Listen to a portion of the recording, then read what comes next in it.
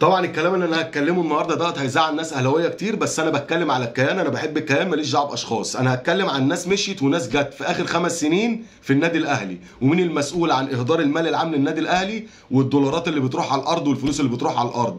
تعال نسمع الناس اللي جت، مش عارف مين اللي جابها. خالد عبد الفتاح، موديست، رضا سليم، كريستو، يوسف ايمن، القندوسي، ميكيسوني، برونو سافي، والتر بواليا، جيرالدو، عمر الساعي، 50 مليون جنيه قاعد دكه. امام عاشور اللي دخل النادي الاهلي وهو ينافي لمبادئ النادي الاهلي بعد ما شتم رموزه وشتم جماهيره.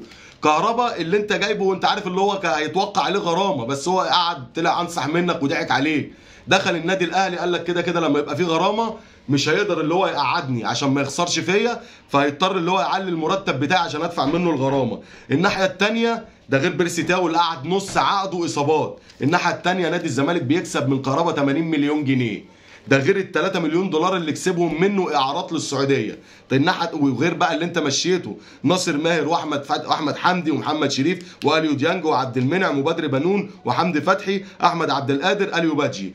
انا شايف يا جماعه ان الملف الصفقات في النادي الاهلي بيدار بعشوائيه، وللاسف النادي الاهلي ما عندوش كشافه يجيب لاعب صح. مش عارف تجيب لاعب من بعد الكابتن محمود طاهر، انت مش عارف تجيب لاعب. انا بسال سؤال وعايز حد يجاوبنا عليه.